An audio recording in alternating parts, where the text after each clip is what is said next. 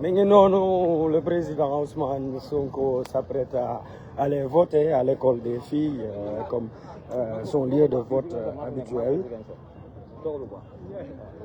Son lieu de vote habituel.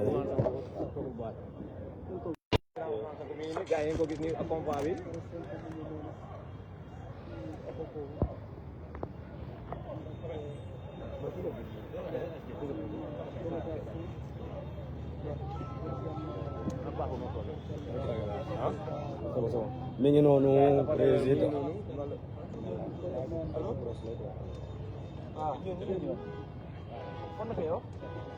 On vient de quitter le domicile du président Ousmane Sonko. Il doit se rendre à l'école des filles pour exécuter son devoir citoyen, le droit de vote. Le président Ousmane Sonko, qui, je rappelle, après un péripétie annuel de report, au-delà même du report, il a été éjecté des listes électorales à 2 reprises.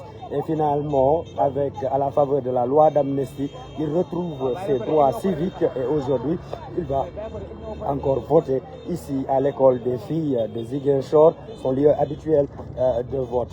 Nous nous y rendons comme ça, mais quand même, il faut dire qu'aujourd'hui, rien que le fait que le président Ousmane Sonko puisse quitter son domicile pour aller se rendre à cette école-là pour exécuter, pour faire son devoir citoyen, il faut dire qu'il y a eu beaucoup de péripéties autour de ce droit de vote, ce droit citoyen qui lui a été restitué à la faveur de la loi de l'amnistie. Mais avant, à 2 reprises, il a été éjecté de ces listes électorales. Aujourd'hui, cette caravane qui part avec lui, c'est une caravane de la victoire, comme celle qu'il a eu à conduire tout au long de cette campagne électorale. Le président Ousmane Sonko, qui avait perdu ses devoirs, ses droits civiques, donc son droit de vote, et il les retrouve aujourd'hui. C'est tout à fait fièrement qu'il va exécuter, qu'il va faire ce devoir-là en tant qu'un citoyen, mais surtout une référence sur le plan de la démocratie et de la lutte pour la démocratie au Sénégal.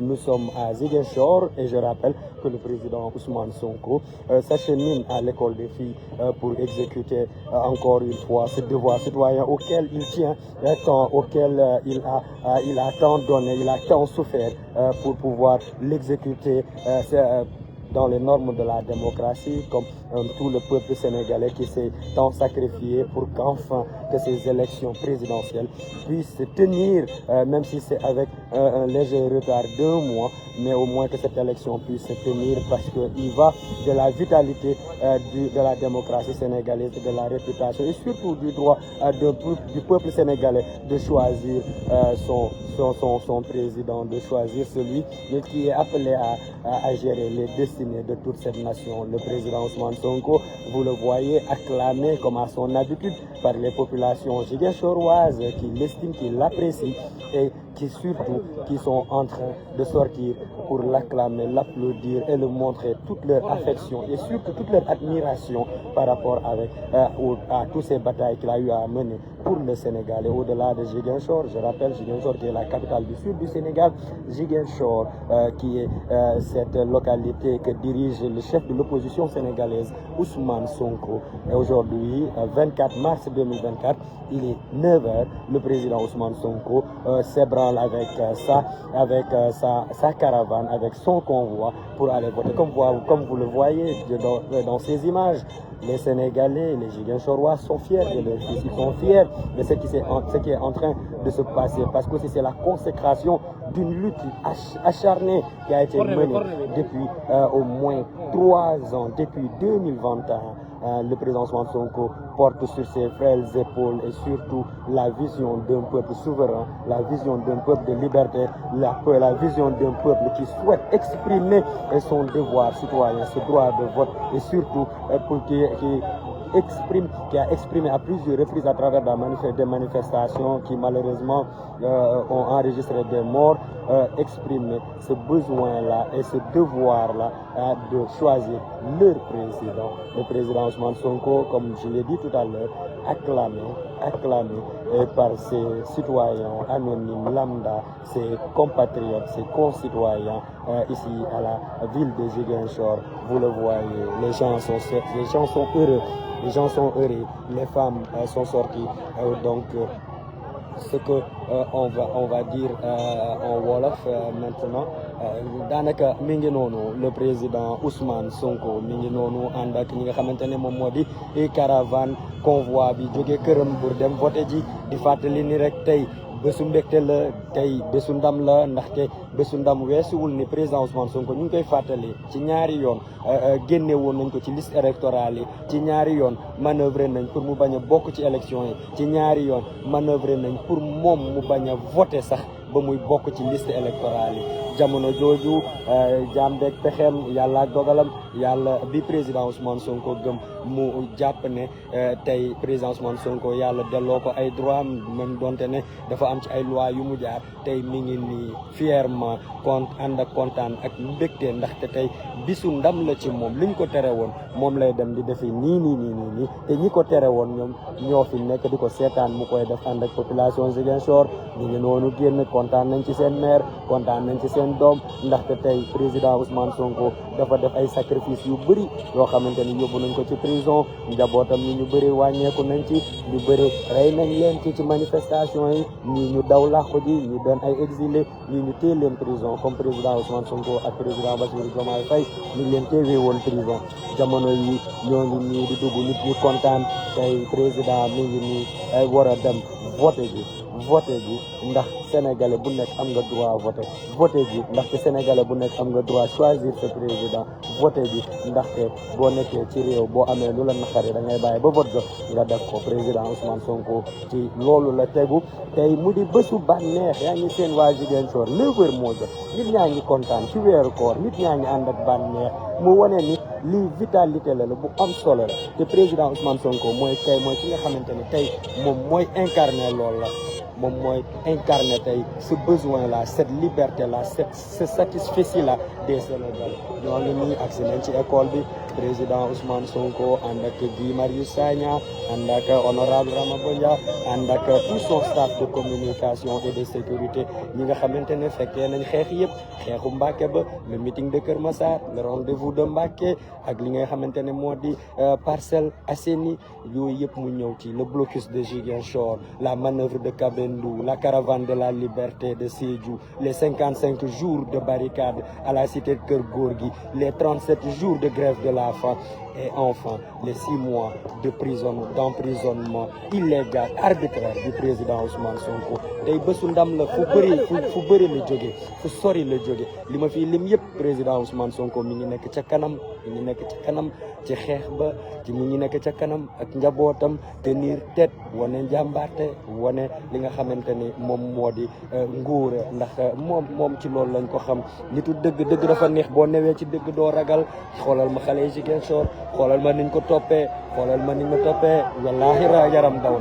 wallahi yaram daw na j'ai les larmes aux yeux parce que c'est une consacration aujourd'hui c'est un jour de fête pour la démocratie mais surtout c'est un jour historique pour le président Ousmane Sonko qui s'est tant battu pour exercer ce droit de vote pour exercer ce droit en tant que citoyen.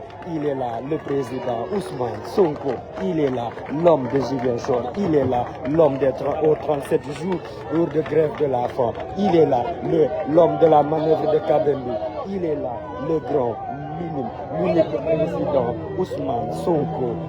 exceptionnel. Il a toujours été exceptionnel. Il a su mener des batailles pour l'intérêt général. Exceptionnel. Il a su mener des batailles pour que le peuple sénégalais puisse retrouver sa souveraineté et surtout puisse avoir le choix et surtout exercer son droit de choisir son président, le président Ousmane Sonko, comme à son habitude. Exceptionnel. Il est là. Il est là. C'est un jour historique. C'est un jour historique. Il faut comprendre cette émotion.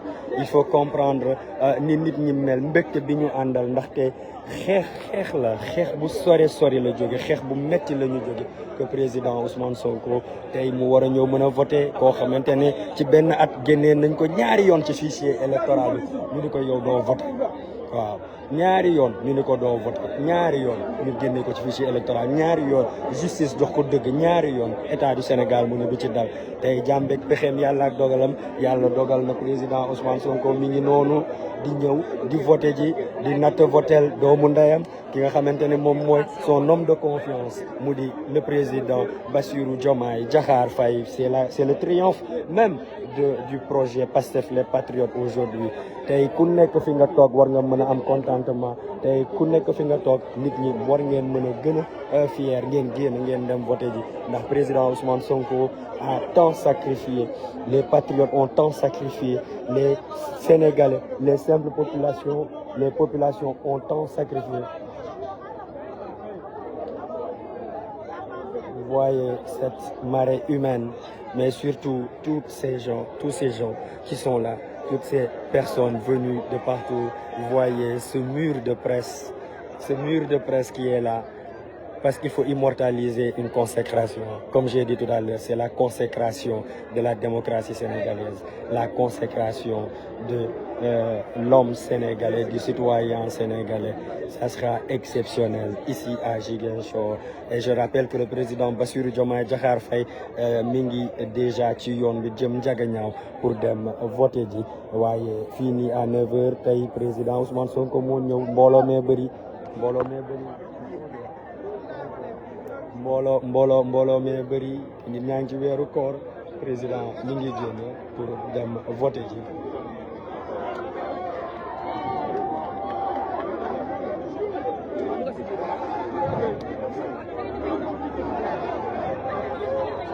mi ngi noonu on imagine c'est quelque chose qui sera pas facile waaw ce sera pas facile à Joal il avait tenu ce propos à Joal.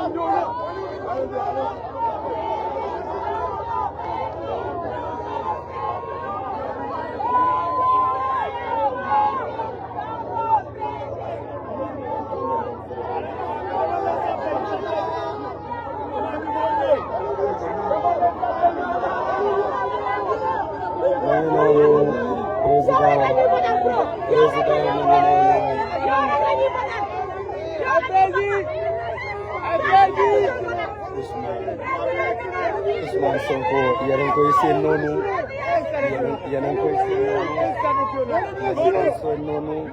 nañ ci oto bi tout sera le président Ousmane Sonko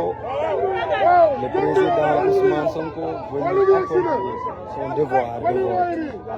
Allahu Akbar Allahu Akbar Allahu Akbar Allahu Akbar Allahu Akbar Allahu Akbar Allahu Akbar Allahu Akbar Allahu Akbar Allahu Akbar Allahu Akbar. Je disais affaire baa ngi noonu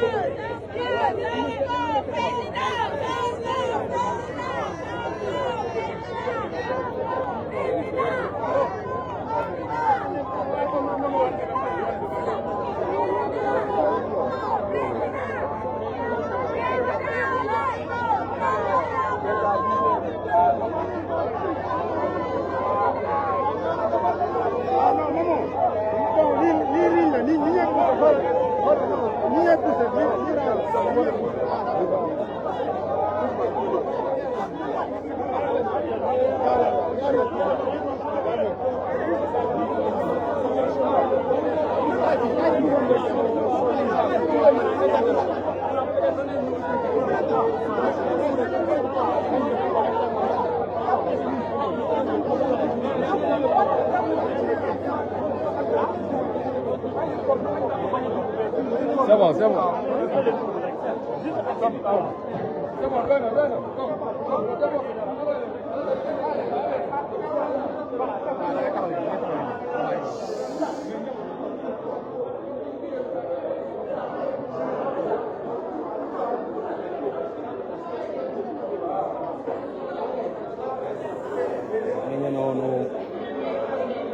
Président Ousmane Sonko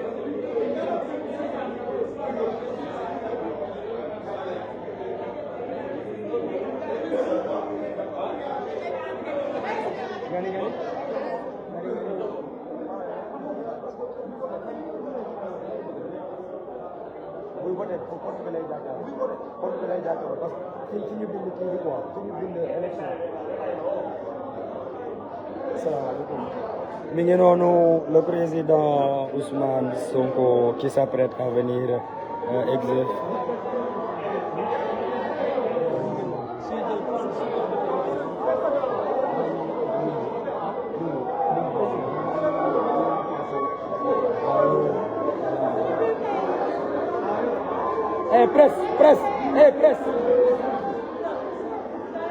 Presse.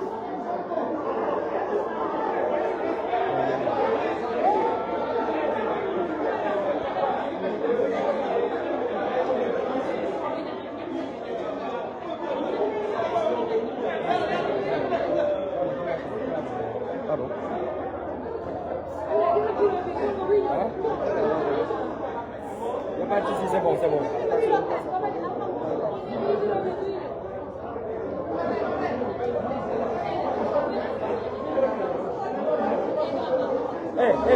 Non. Bal président ñëw. Bàyyi président ñëw.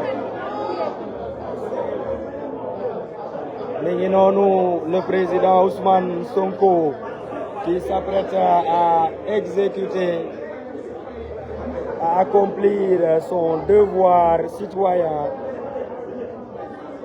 Vous voyez, c'est le président.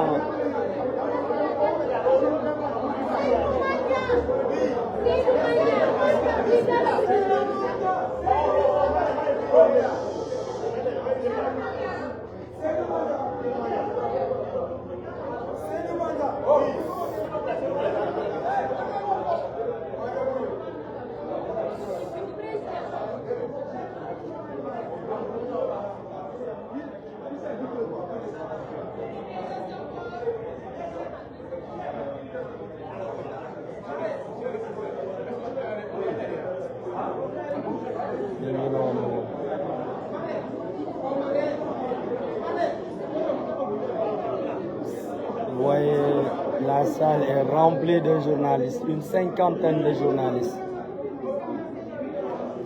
Une cinquantaine de journalistes.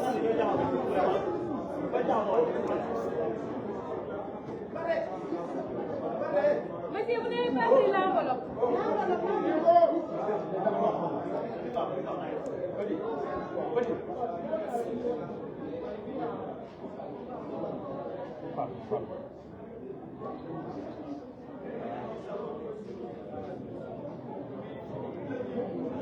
mi ngi noonu le président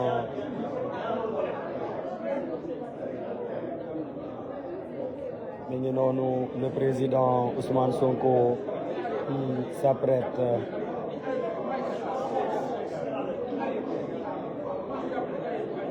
le président Ousmane Sonko qui s'apprête à accomplir son devoir citoyen.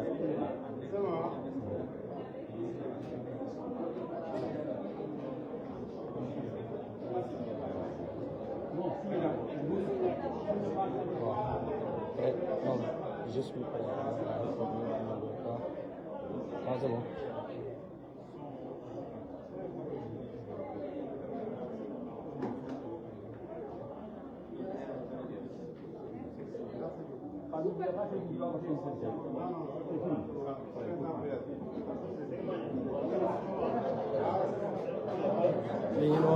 Le président Ousmane Sonko qui se fait enregistrer comme tout citoyen, tout électeur.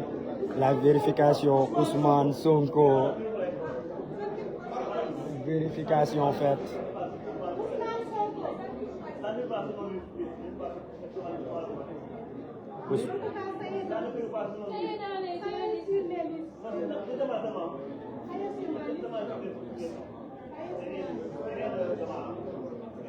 Le président Ousmane Sonko qui est dans la liste électorale. C'est une autre consécration aujourd'hui. Vérification faite, il est dans la liste. Il faut que vous bougiez, s'il vous plaît. Pourquoi vous bouger? Je suis la communication.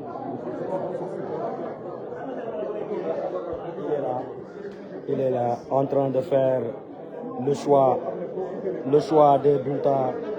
Le choix des bulletins. Et tout le monde attend le président Ousmane Sonko, toujours aussi taquin. Et le président Ousmane Sonko qui est en train de choisir les différents bulletins. Il est en train de prendre le choix des bulletins.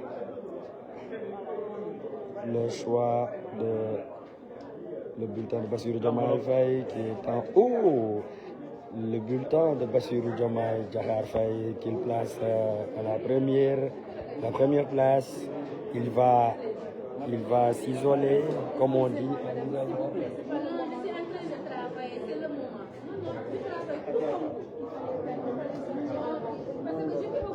C'est pas à vous de me dire ce que je dois faire.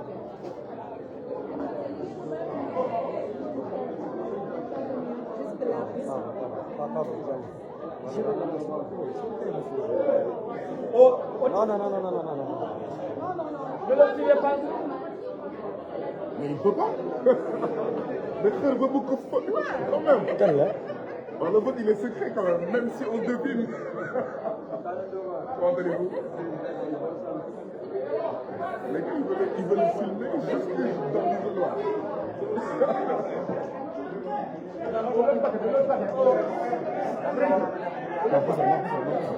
Non, c'est bon? Non, ne pas finir.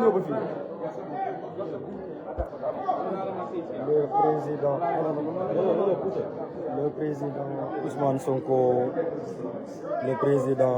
Ousmane Sonko qui place son bulletin, l'enveloppe. Il place la c'est bon à l'intérieur. Le président Ousmane Sonko a voté. Il reste à tromper.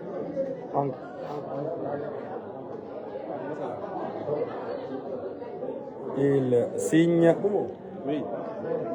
Il signe à voter. Il reste l'encre.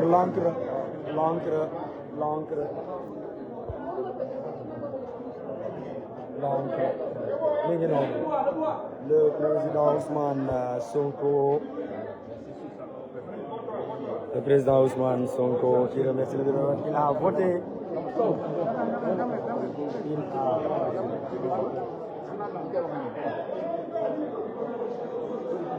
La presse.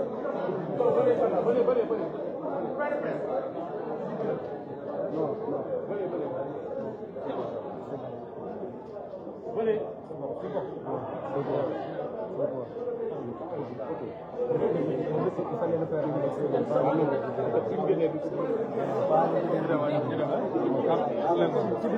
Point de presse ba ci biti.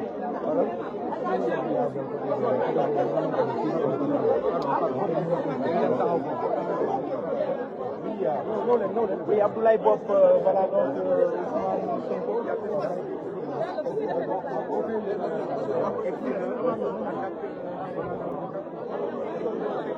La déclaration c'est ici, la presse, la déclaration c'est ici.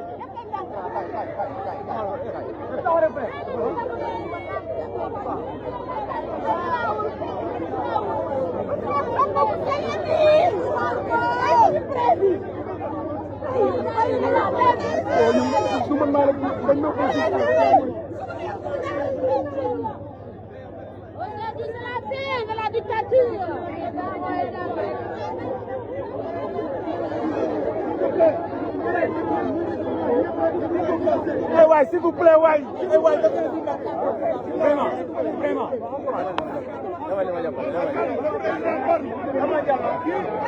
Vraiment.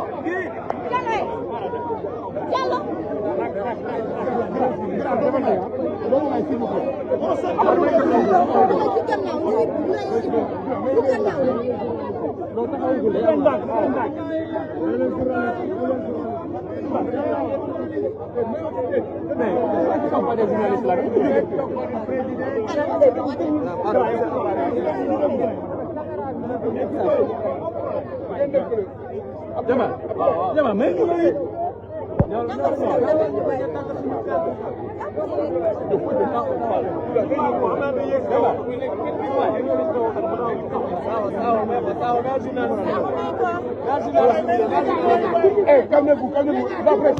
La presse, calmez-vous. Ablaye.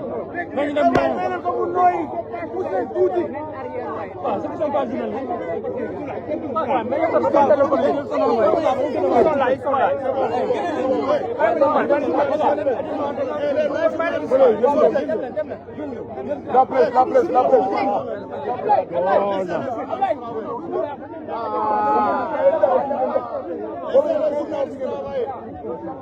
Laissez la presse travailler. Voilà. Doucement.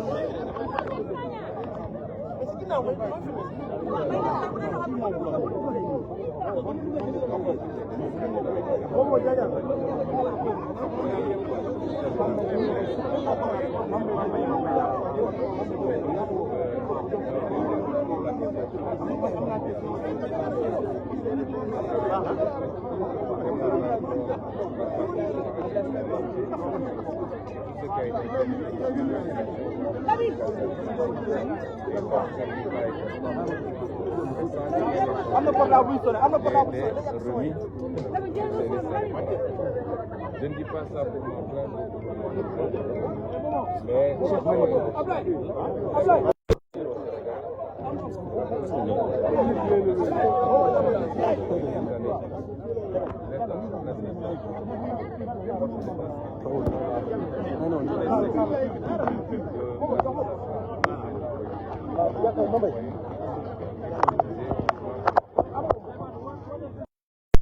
entier de notre programme, du programme du candidat Bassirou Diomaye Faye, la réforme de l'État et de l'administration, pour que les injustices cessent et pour que plus jamais l'État ne soit détourné de sa véritable mission, celle de servir le peuple et non pas celle de servir des causes politiques.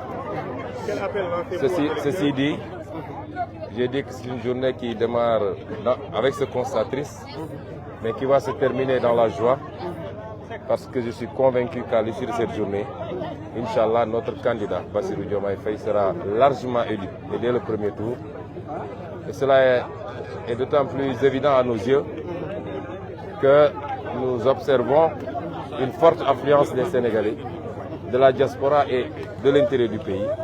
Je crois qu'on n'a jamais vu une telle affluence dès les premières heures du scrutin. Et nous savons que cette affluence-là est due particulièrement à notre candidature. Et cette affluence est particulièrement jeune aujourd'hui. Ils avaient chantonné partout que ces jeunes ne voteraient pas. Et nous nous rendons compte qu'ils sont massivement venus dans les bureaux de vote dès 6 h du matin, 7 h du matin. Cette affluence est également générale, les femmes, les personnes âgées. Et nous sommes convaincus qu'à l'issue de cette journée, la victoire sera éclatante.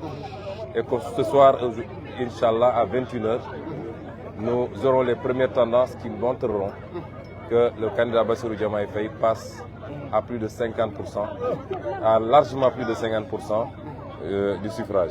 Vous avez certainement eu des échos au niveau national. Qu'est-ce qu'on peut retenir? Pour le moment, on ne nous a pas encore signalé d'incident. En tout cas, pas d'incident majeur. Nous souhaitons que cette journée se déroule de cette manière-là jusqu'à la fin, qu'il n'y ait pas d'incident, que les Sénégalais sortent voter massivement. Ils vont le faire parce qu'ils comprennent les enjeux. Contrairement à ce que les politiciens de l'autre bord croient, les Sénégalais comprennent les enjeux. Et l'enjeu d'aujourd'hui, c'est de montrer que le mensonge, la roublardise, l'argent sale ne l'emporteront jamais sur la vertu et la vérité. Et les Sénégalais démontreront que les vertus dont on s'est paré depuis longtemps, en Wolof on parle là de Djom, de Foule, de Faïda, de Coléré, que toutes ces vertus-là soient encore présentes au Sénégal et que les Sénégalais sauront faire la part des choses. Et qu'aucun lobby étranger également ne leur choisira un président de la République. Et c'est pourquoi nous allons lancer encore une fois cet appel-là pour demander aux Sénégalais de continuer à sortir massivement. Nous souhaitons que le taux de participation de cette année soit un taux de participation record depuis l'indépendance jusqu'à aujourd'hui, qu'on puisse dépasser les 70 ou 75% de taux de participation. Ce sera indicatif pour la légitimité du président que nous allons choisir, c'est-à-dire le président Bassirou Diomaye Faye. Nous lançons cet appel-là, mais nous lançons également un appel à la vigilance, particulièrement des jeunes qui continuent d'organiser les rondes et les brigades de surveillance et de sécurisation des élections. On a vu ce qui s'est passé hier à Ziguinchor. On a vu en tout cas une vidéo circuler qui faisait état de Bissau-Guinéens qui auraient été transportés par des acteurs politiques locaux pour venir voter au Sénégal. Nous avons toujours dit aux jeunes que c'est à vous de prendre votre destin en main et de sécuriser ces élections en organisant des brigades de surveillance et en refusant qu'un étranger, et par étranger je ne parle pas de gens qui sont établis au Sénégal depuis longtemps, qui ont leur nationalité en bonne et due forme. Mais je dis de gens qui ne sont pas d'ici, qui sont transportés par des cars, qui traversent les frontières gambiennes, sénégalaises, bissau-guinéennes ou mauritaniennes pour venir voter au Sénégal. Il faut que les jeunes prennent leurs responsabilités pour l'empêcher par tout moyen possible. Parce que c'est une élection du Sénégal, par les Sénégalais et pour les Sénégalais. Et je lancerai également un dernier appel au calme, à la sérénité. En tout cas, nous n'avons aucun intérêt à ce que ces élections soient perturbées parce que nous allons les gagner, s'il plaît à Dieu. Je dois lancer un appel pour éviter de répondre aux provocations. Nous savons que dans certaines zones, particulièrement dans le Baol, dans le département de Mbaké, le plan c'est de créer des provocations pour qu'il y ait des rixes, pour qu'il y ait des affrontements et que les autorités en tirent des conséquences pour demander la suspension du vote. Nous demandons à tout le monde de garder son calme, sa sérénité et nous lançons un dernier appel au ministre de l'Intérieur pour qu'il sécurise les Sénégalais qui doivent venir voter. Ça ne doit pas être l'affaire des jeunes, en principe, mais si l'État est défaillant, les citoyens prendront leurs responsabilités pour sécuriser leur vote. Mais nous lançons un appel au ministre de l'Intérieur que toutes les dispositions soient prises pour éviter que ça et là, des nervis soient recrutés pour venir perturber le déroulement du vote. Voilà ce que je voulais dire. Alors à wolof ginnaaw bi nga voté mun nañu lan lañ mën a jàpp ci situation bi ak lépp loo xamante ne ci wàllu appel. waaw njëkk a wax ni tey voté nañu. mën na bett Sénégalais yu bëri parce que ay weeri weer amul lu ñu deful pour tere ma mun a nekk candidat wala mu mun a voté.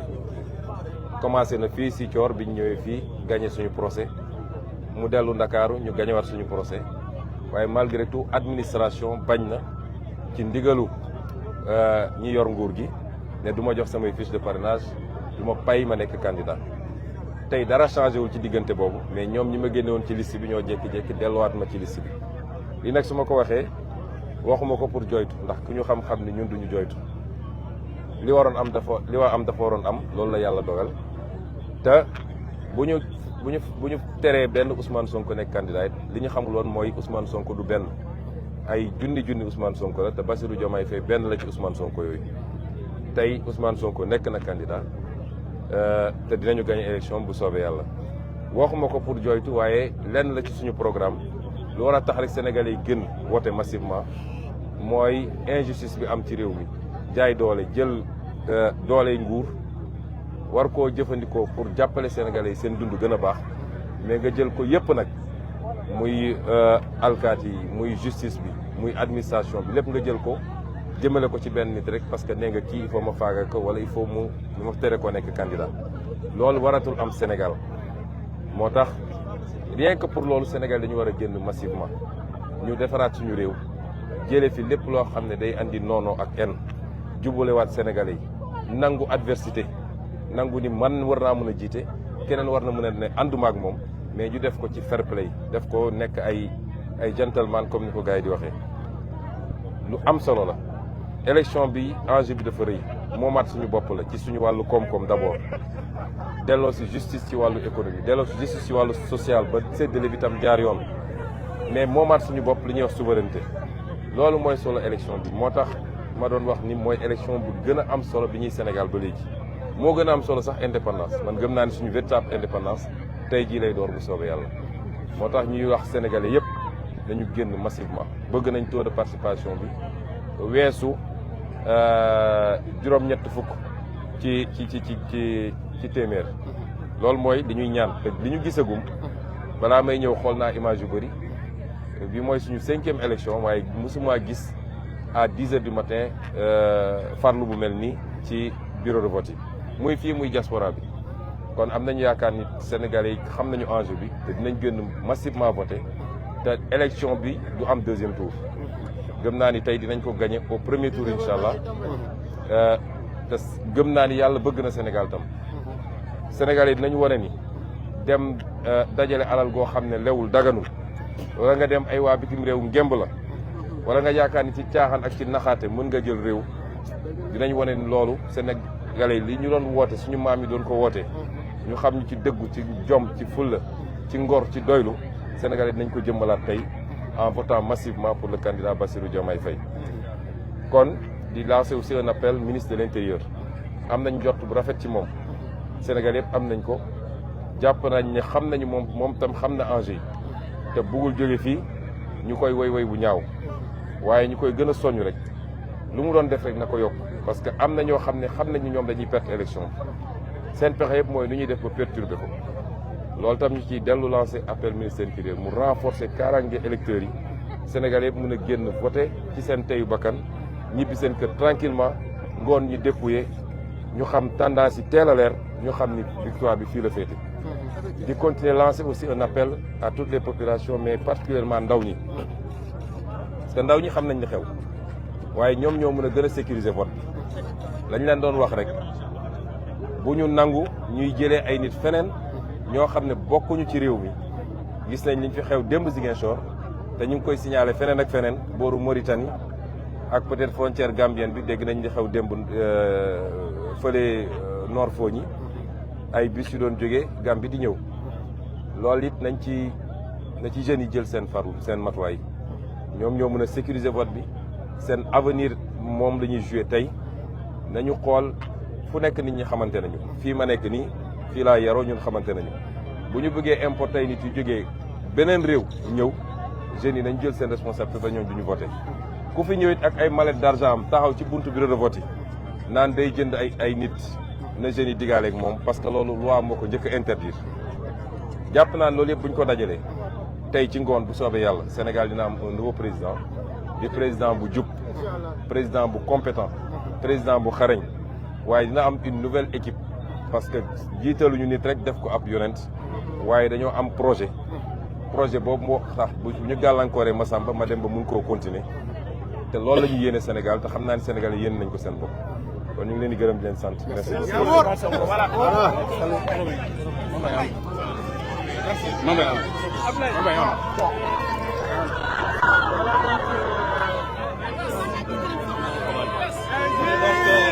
waaw mi ngi noonu kon président Ousmane Sonko voté na ba pare fi nga xamante ni moom moo di école des filles bu amul centre de vote habituel am mi ngi noonu.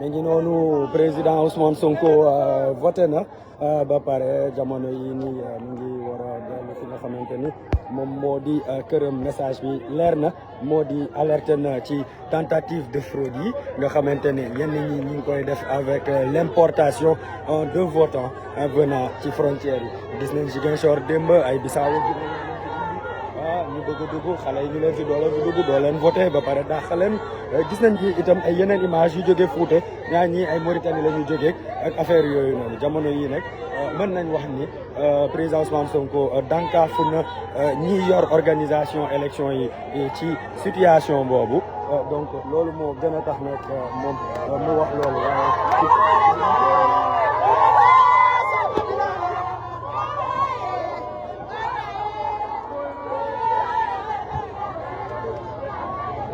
mi ngi noonu nit ñaa ngi noonu mbooloo bi fees del mi ngi noonu président waaw jaajëf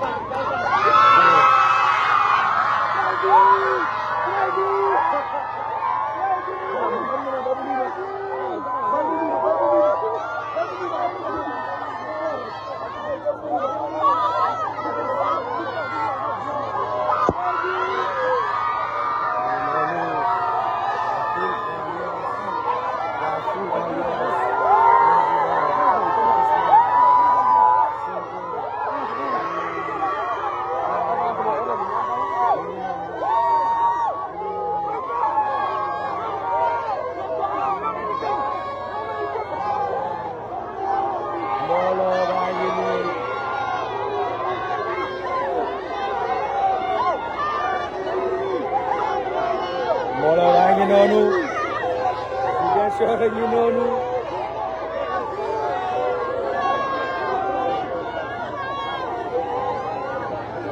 Et non, président Ousmane Sonko.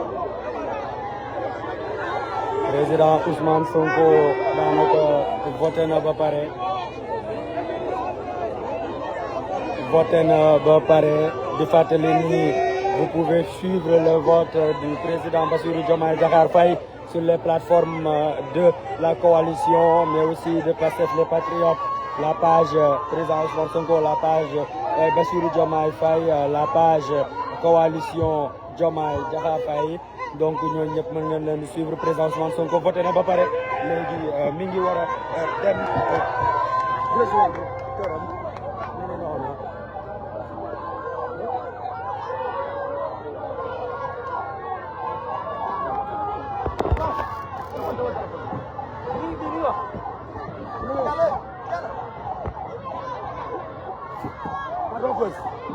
Pardon first.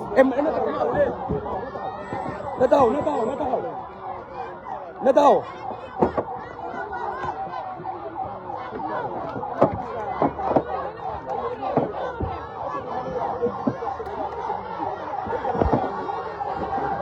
waaw da ngay taxaw sinon damay gis.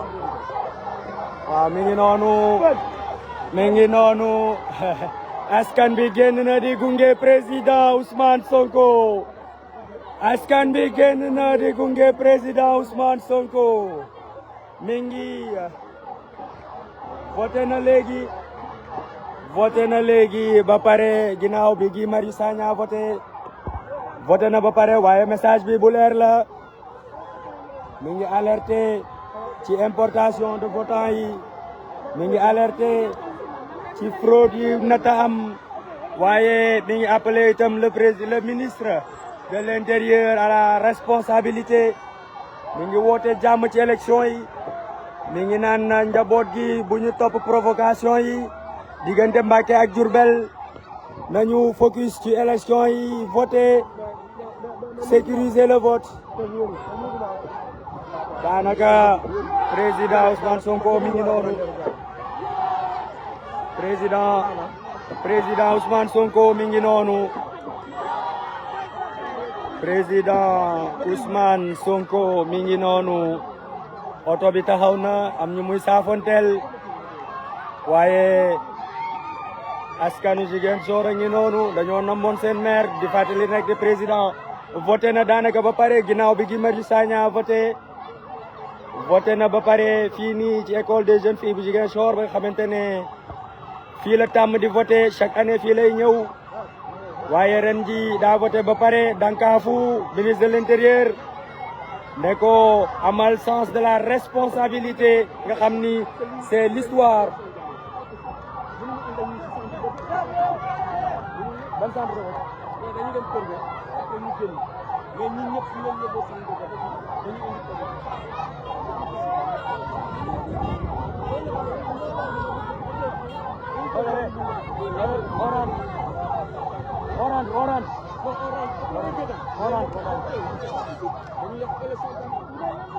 mi ngi noonu président Ousmane Sonko nee na alerté na ci li nga xamante ne moo di importation li ñu naan importation am na ci marchandise lañ ko xamee woon njaboot gaa ngi noonu daw nañ xoolal waa Ziguinchor nit ñi dawee di topp président Ousmane Sonko ci koo xamante ne daa voté ba pare waaye daa mel ni jubilé ba door na fii ci Ziguinchor macha allah président Ousmane Sonko.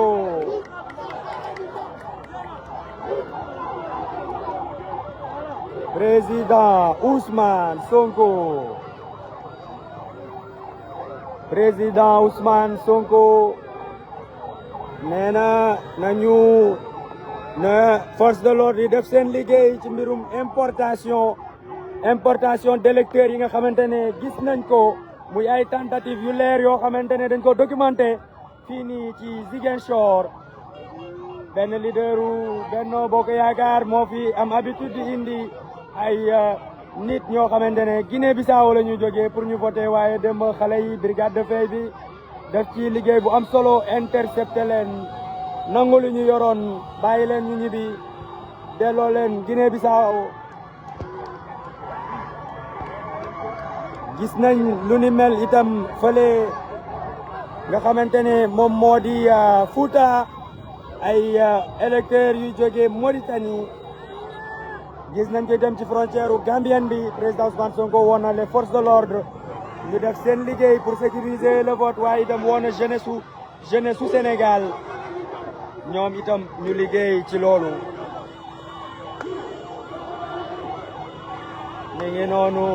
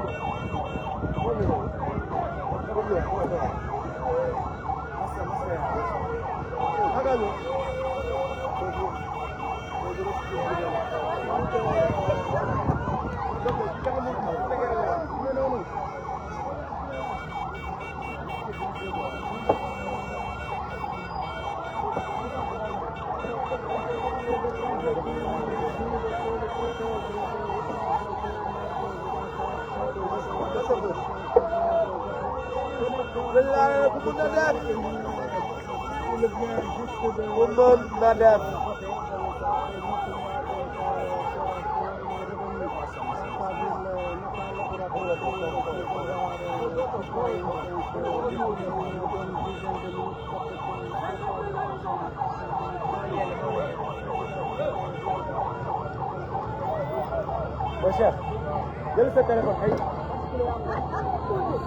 téléphone ay image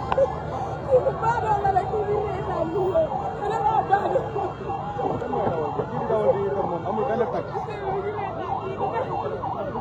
ma coupé la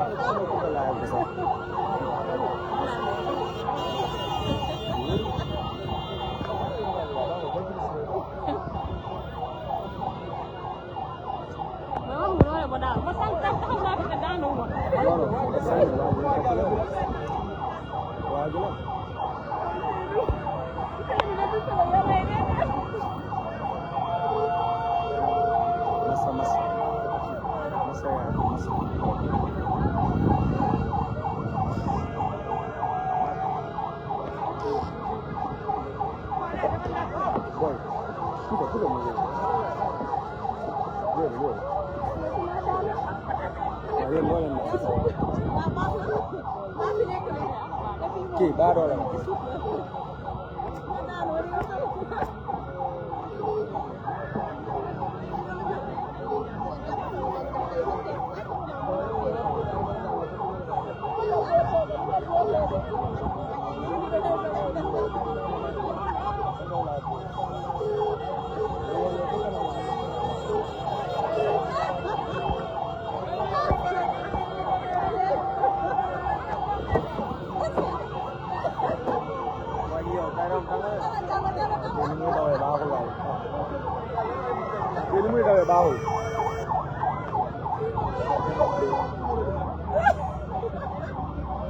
bon tey nag moom oto bi day glissé rek maa ngi tey nag moom damay glissé rek nag di glissé rek waaye yàlla baax na weeru koor gi la waaw baa ma def nii waaw mi ngi noonu yéen a ngi xool là-bas au loin cette foule cette jeunesse déterminée qui accompagne le président Ousmane Sonko de retour de son vote dem voté ji dellu si ñu gunge la xale yi di jubilé ànd ak yow malgré que ñoo ngi accéléré yéen a ngi seen xale yi ca ginnaaw ñu ngi noonu président Ousmane Sonko voté na ba pare fii nii ci Ziguinchor ginnaaw bu Guy Marius Sagna voté ba pare président daal di dànkaafu ñi nga xamante ni ñoom ñoo di yenn acteurs politiques yi nga xamante ne ñi ngi nekk ci mbirum trafic de fraude ak fraude électorale yoolu président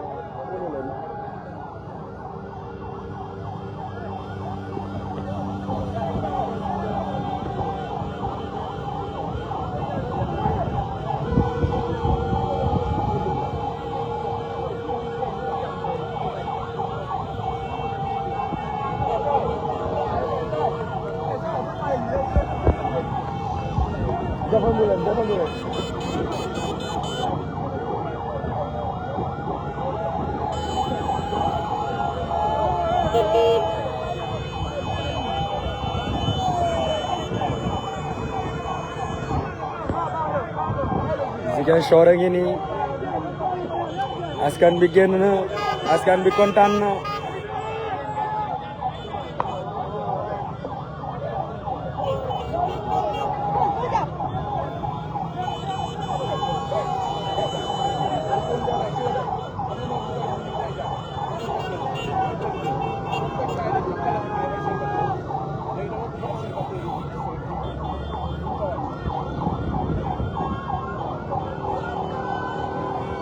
mi ngi noonu Ziguinchor a ngi noonu nit ñaa ngi noonu nee nañ ko jeex na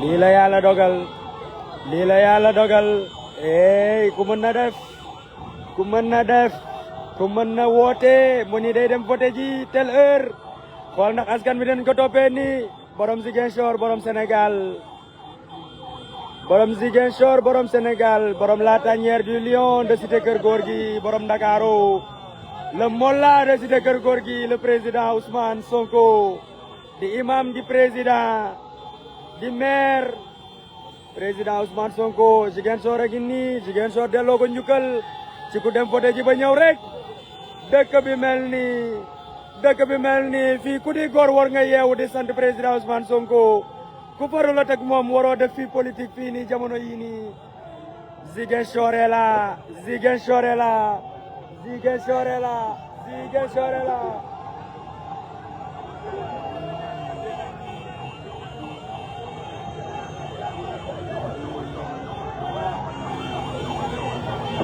président Ousmane Sonko. Salaamaaleykum.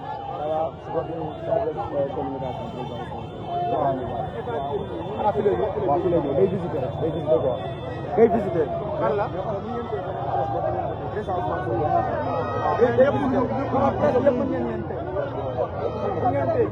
il rencontre tous les observateurs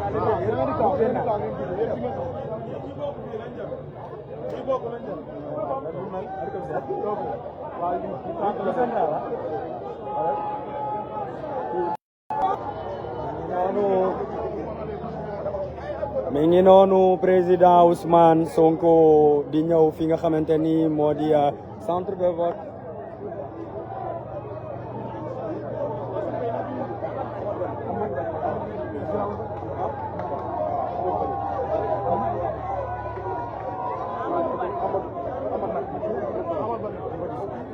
mi ngi noonu centre Amat Barry avec le président Ousmane Sonko fii nag bilan d'étape la rek dafay ñëw def fi benn visite bu ndaw boo xamante ne juste en tant que ki nga xamante ne moo di responsable fii nii à Ziguinchor doit itam rencontrer des observateurs qui s'y trouvent.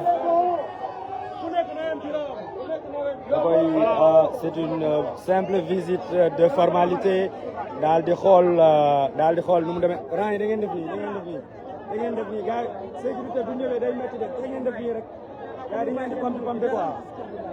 donc président Ousmane Sonko ñëw ci centre Amat Barry juste benn visite boo xamante ne da koy def rencontrer les observateurs aussi qui sont sur place ginnaaw bi mu voté fële nga xamante ni moo di école des jeunes filles mu woote waat def appel bu am solo à l'endroit du ministre de l'Intérieur woo ko ci li nga xamante ni moo di responsabilité parce que le monde regarde l'histoire écrite ki nga xamante ni moo di Matar Cissé président Ousmane Sonko li mu ko wax leer na waaye itam alerté na ci ay pratiques yoo xamante ni dañ ko baaxoo ñi nga xamante ni ñoom ñoo di waa nguur gi mu di importation ak transfert d'électeurs yi nga xamante ne ñi ngi ko jëlee fële nga xamante ne moo di Guinée Bissau gis nañ ko fii ci Ziguinchor démb xale yi def ci liggéey bu am solo daal di stopper seen convoi bi récupérer seen ay pièces lépp loo xamante ne yoroon nañ ko te jaaduwul ñu delloo leen Guinée Bissau fi nga xamante ni même cas bi itam ñu ngi koy séentu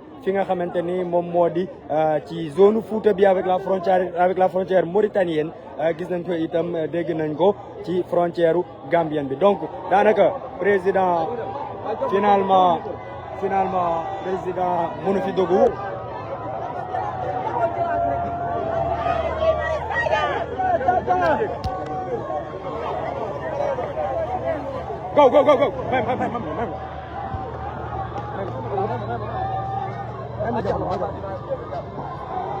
mi ngi noonu ama kalaamu moom ay mbiram lay jékki-jékki rek départ baal ñu lang fii xool ba xam waaw président mujjul dugg ci centre bi parce que dafa bëri nit ça risque de perturber le vote en toute responsabilité mu ni nañu dem li ko topp ci mbooloo dafa bëri donc léegi destination kër ga la destination Néma ñibbi chez lui boy amaye moo mel ni traître ni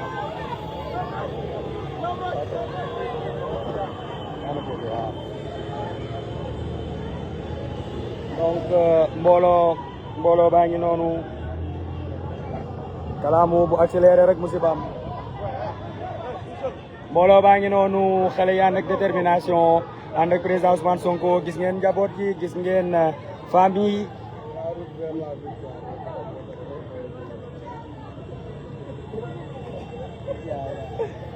donc mi ngi noonu Ziguinchor génn président daa voté rek Ziguinchor commencé jubilé lii du ndogu voté lii du ndogu jubilé lii xëdd voté jubilé la Ziguinchor a ngi noonu génn na nit ñi kontaan nañ comme je disais tout à l'heure lii double victoire la ndax président Ousmane Sonko dañ ko génnee woon ci fichier électoral bi à 2 reprises justice jox ko dëgg état bi ñu ne duñ ci dal ba li yàlla di dogal tey jamono ji mi ngi génn di voté ji waaye à travers ce vote là c'est ñi nga xamante ni moom moo di askan bi yëpp moom la ñuy waxal que président Ousmane Sonko xeexal na leen xeexal na njaboot gi xeexal na leen xeexal na sénégalais yi ba sénégalais yëpp mën a voter surtout ci nga xamante ne moo di am droit exécuter def seen droit bi nga xamante ne mooy ñoom am nañ droit choisir kan mooy seen président de la république. élection yi mujj am 1 mois de retard waaye am na te ki nga xamante ni moo di tànneefu président Ousmane Sonko di le président Bassirou Diomaye Diakhar Faye moom moo nekk favori ñi ngi xaar ay intention de vote entre 75 et 80% dès le premier tour Diomaye nekk président ñu ni ko Diomaye mooy Sonko Sonko mooy Diomaye mi ngi noonu ñoo ngi dellu këru président Ousmane Sonko di fàttali ni tout au long de la journée mën ngeen suivre actualité électorale bi ndax jamonoy élection ku amul information ñu tëgg la wëndel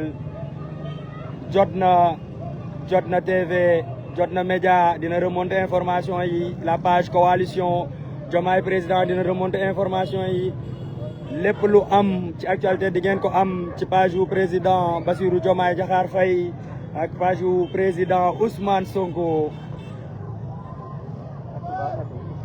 ngi noonu kalaamu bàyyil ceinture bi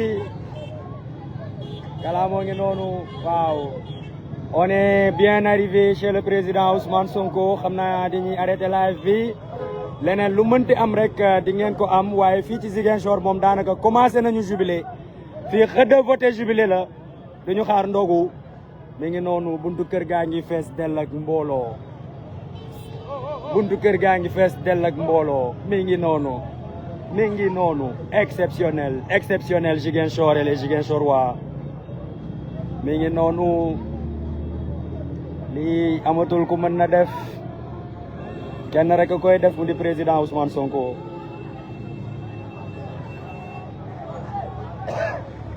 jërëjëf kalaamu